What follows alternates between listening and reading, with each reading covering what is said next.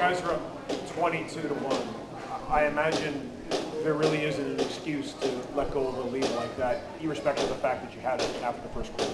Yeah, no question, right? We give them the ball, we punt from our own end, and we give them the ball right on our own end, right? So I didn't think defense, special teams was what it needed to be to put them away early. We had every opportunity to do it. I looked at, we've looked at the analytics over the last, few games. Like anytime we score on offense, we give it right back up, right? We get any out of momentum, we give up an 80-yard drive, or we give them a special teams thing. They're doing some decent stuff, but, we're getting close, but, we're not playing winning football. It's frustrating for everybody. It's just, unfortunately, we had every opportunity to win this game. What's kind of the message to the team after a game like that, knowing how crucial it was for you guys? Yeah, I told them, I sound like a broken record, talked to them after games, I just told them I'm not going to quit on them, and I don't think those guys quit on us, but I think we got some pretenders in the building, right, like to talk a big game and don't show up on game day. So when, after I got done speaking, said, similar message, we just don't have enough dogs, man. We got guys, and I said, look, when we walk in the building, we all leave country from the United States come up here, and we have Canadians that leave from different provinces come up here. Guys, we sacrifice a lot to win football games, and if you don't love it, let me know. I know I love it, and I ain't going to quit. Coach, offensively it looks like you're doing everything right, but closing the games, especially down the stretch, what do you need to do, as a team, to be able to close those games when they're close like that? Yeah, we got to make the plays when they're there, we tried to take a shot with Coke, so we had a return route with DeVaris there, potentially catch the ball, get out of bounds, give Coke a chance in that play. But I thought Nick played well. We're just not very good up front right now. I thought Nick's done everything he can. So I tried to screen him early. You score 40 points, you should win, right? You go up 22 to 1, you should win. And I just think as a football club right now, we don't have enough courage, and we don't handle adversity very well when things don't go our way, right? We got to find a way to fight and find ways to make those plays, right? Obviously they did, and we finally get them stopped to get a field goal there, and we get a personal foul, and gift them the ball on the 1 yard line, and then they score, and that just those things. It's frustrating, and I'm the head coach, and it falls on me, right? Ryan, with a game like today, how's just moving past this? Because obviously we have a couple teams coming up like Edmonton and BC where they're in similar situations as you. It's like, is there any positivity to take away from that, or is it just hey, focus on the negatives, but then learn how to move forward past this? Well, I think we got to look in the mirror, like I told them afterwards, right? We all got to look in the mirror, and are we doing it for each other, right? First off, do it for yourself. Have some pride in it.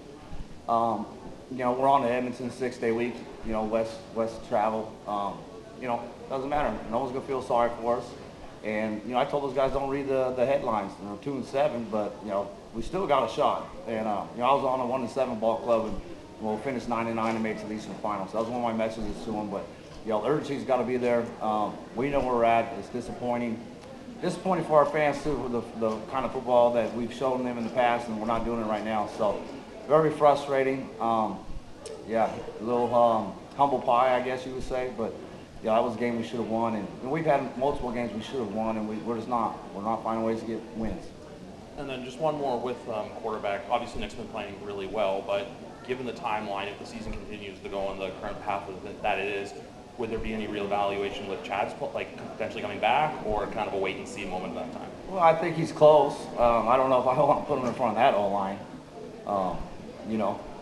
I thought Nick did a good job climbing the pocket, had some scrambles and those things, but we have a run play, and we've got cross face every time on second and medium, and there's no excuse we're at home. There's no crowd noise, none of that stuff. So, we're growing with the young O-line, but there's got to be some accountability there. We'll find ways to win. That's all we can do at this stage, right? We'll go to work and we'll find ways, and there ain't no quit in us, but we selfish penalties, and we're just not doing a good enough job, not tackling, especially not tackling on defense. I don't know if we have to have a live scrimmage on day one this week and go from there. Obviously, that's not very smart with how we're beat up, but we got to find ways to tackle better and finish games. Two more questions.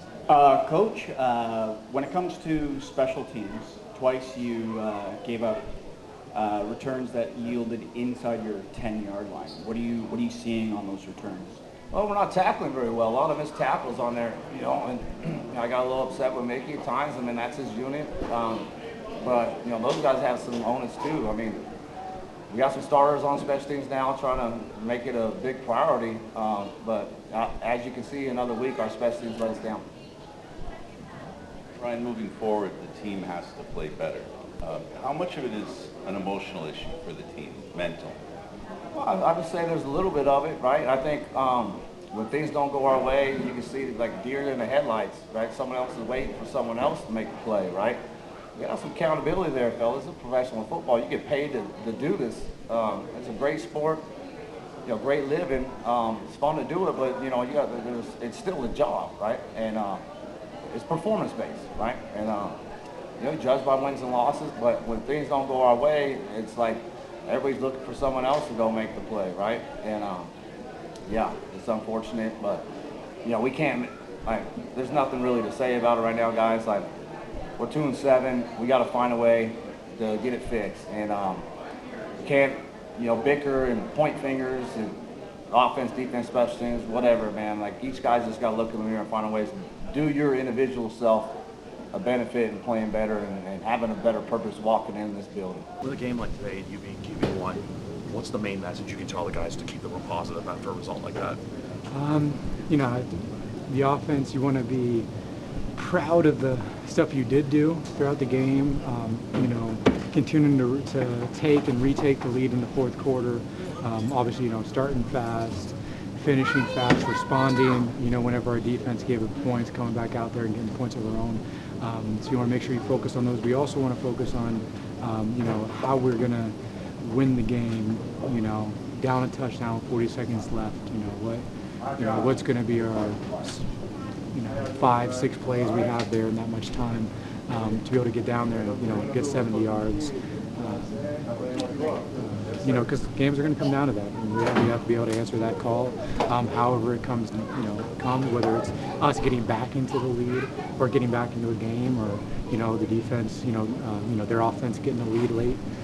You know, you got to be able to win in those last 40 seconds. Nick, you've acknowledged that this is your team now. There have been some questions because Kelly's in, Kelly's not in, Kelly's in, Kelly's not in.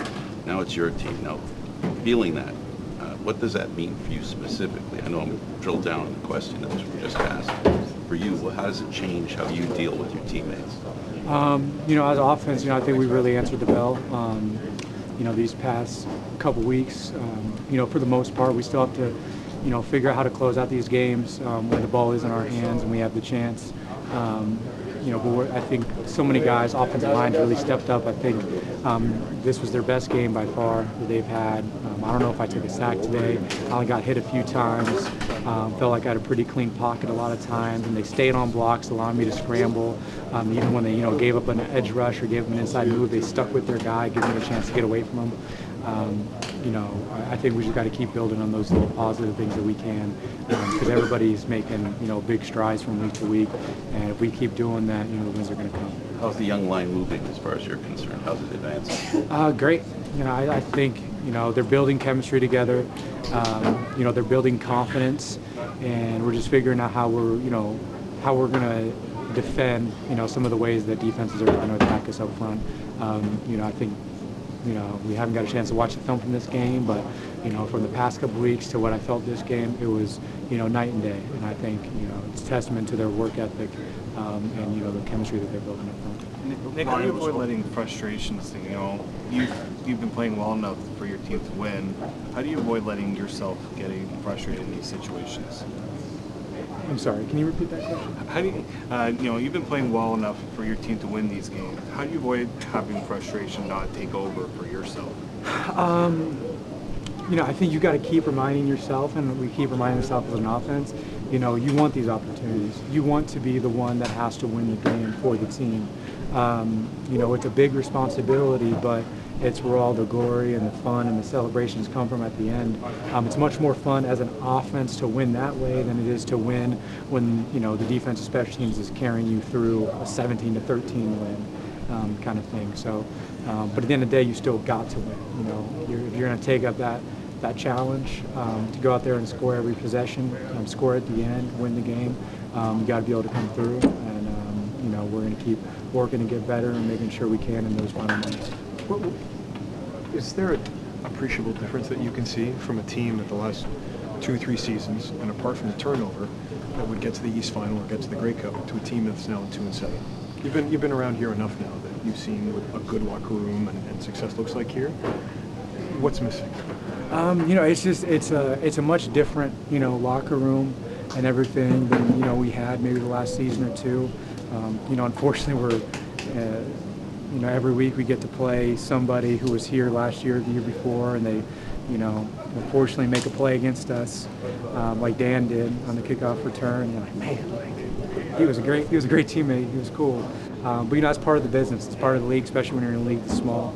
And whenever you have a lot of young guys, guys coming up on the practice roster from last year, or new guys coming in from other teams, or just rookies, it takes a while to build that locker room up. To build the standard back up to how we conduct ourselves inside, before and after the 4.5 hours allotted of practice each day. How we conduct ourselves on our off days, on the road.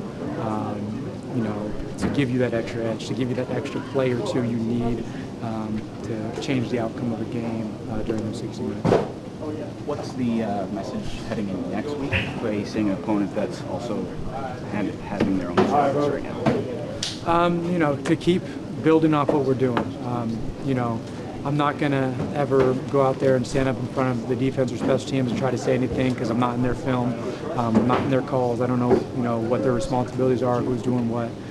But offensively, we need to handle what we can, and we got to correct the mistakes that we had this game. We can't let the scoreboard, make us feel comfortable in what we accomplished. We had, I think, 3 2-and-outs in a row, and there in the second quarter, and that can't happen. And then, we didn't score on our last drive. So, there's a lot of room to get better, even, with the performance that we had. We were 1 drive better, 1 more drive with a field goal. It could be a different ending at the end. Thanks, Nick. Thank you, Nick.